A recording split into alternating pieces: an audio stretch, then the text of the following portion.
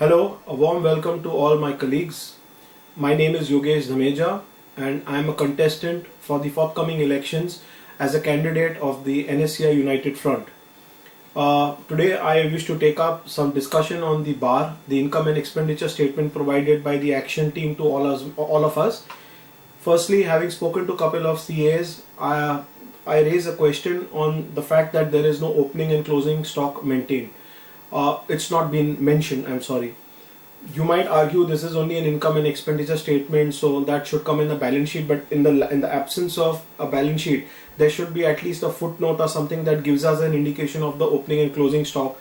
That not being there, it is not possible to know if there is any theft, any pilferage, any leakage, any breakage. You can't figure out anything. You have to just take the consumption at a balancing figure. Whatever is left is the consumption. Now, there is also something called a free register which is maintained by all the bars. I don't know if this club has it, but we members don't seem to be able to get our hands on it. That free register basically is, as per the excise rule, not a drop of alcohol can be unaccounted for. We don't get to see where the free alcohol, whether it's served to any guest of the club, etc., who has got it, which day, what was the quantity served to them, whereby we can keep a record of the alcohol that was given at, without being charged.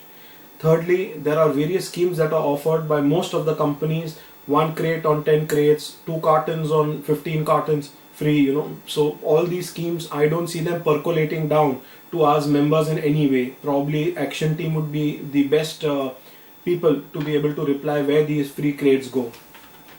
Now let's start with the with a look on the receipts. The collection last year of the bar was 4.17 crore. This year it went up marginally to 4.23 crore. Now a 6 lakh rupee growth is applaudable. I don't belittle the effort of the action team to increase it by 6 lakh rupees this year, the previous year. But my question is that in order to get a 6 lakh rupee growth, the fact that you have increased the salary by 28 lakh rupees is something that is beyond my comprehension.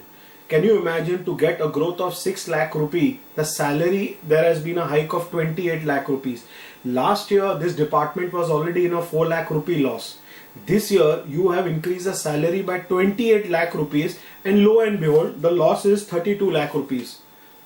I mean, if a department is not doing well, you try to cut corners or you add more salary, more staff and increase the cost burden on that particular department. Now this is what I'm talking about, is only the basic salary.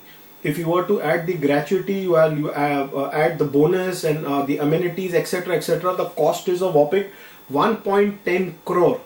Now, in order to give members service of 4.23 crore turnover, you have a cost of 1.10 crore rupees as only salary. That is 26% of your turnover in that bar has gone towards only salary and wages, etc. Now this is something, again, I don't think you would have ever heard of in any other club, in any other bar department, permit room, even commercially.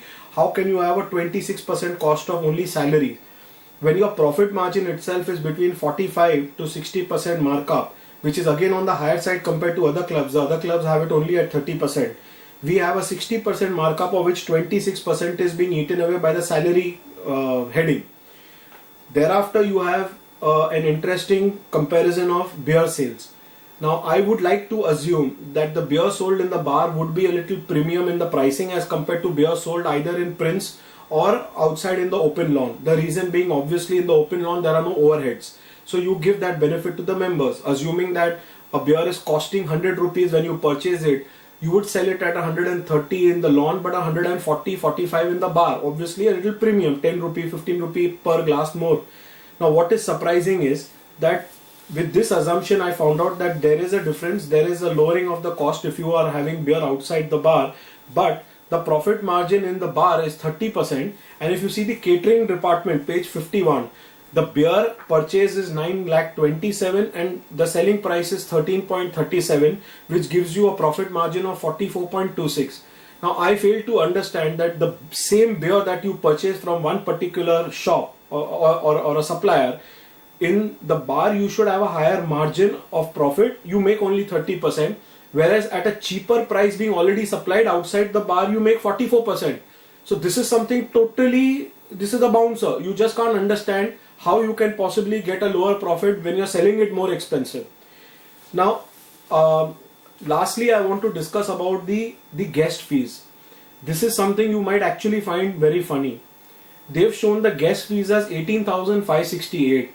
Now, I found out that the entry fees is 250, 100 and 300. 250 being the price for gents entry, 100 for the ladies and 300 in case you come in as a couple. Now, let's assume for the sake of easy calculation, there are no gents coming.